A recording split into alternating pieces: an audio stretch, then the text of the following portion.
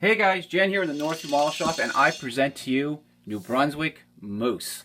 You guys remember the story? We built this. It's the Revell, I call it Snap Tight Kit, but it is a level 2 W900 Kenworth. We built it up, great review. We then turned around and spruced it up with glad hands and weathered the motor out. Spruced up a little bit, took it to a model show, had great fun, put it in our camper to transport it home, and the entire trip home from New Brunswick, it bounced in a little cabinet in our camper and essentially dismantled itself.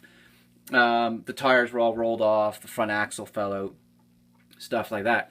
So it's been sitting on the shelf now for quite a while, and I got looking at it, and I've got a model show coming up now that we're going up to New Brunswick for. It's a great show.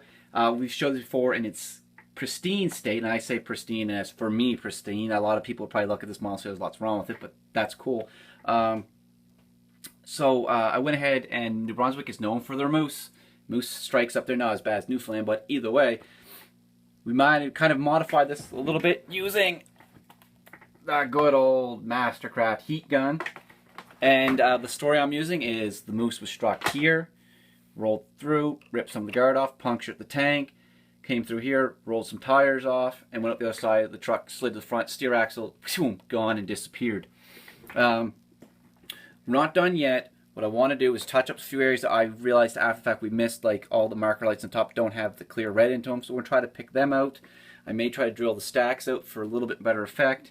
And then I'm going to take a toothbrush, mixing some reds to try to get a really deep blood, crimson red if you will, and we'll try to follow it through.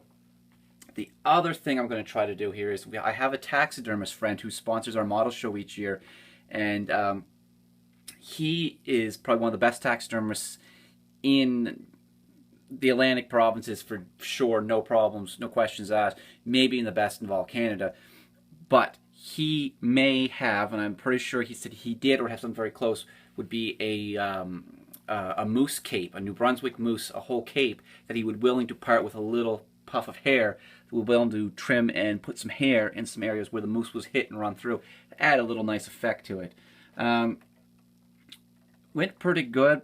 Completely fluky. I was able to, I tried mapping a little bit to how I was going to make my bends, but started here and here, and this all kind of looked a little kind of natural to me. The front there bent through, bent the frame in a little bit, the steering pitman arm bent, the tank is bent. Now, it's not 100%, right? I mean, anybody could look at this, oh, you just heated that and bent it. So, yeah, it will do well at the show. Probably not, but it's a fun little experiment, and I'm hoping the people at the show will enjoy. So, anyway, guys, thanks for tuning in. Once again, we're breathing a little more life into the old Kenny. All right, guys, thanks for tuning in. Adios.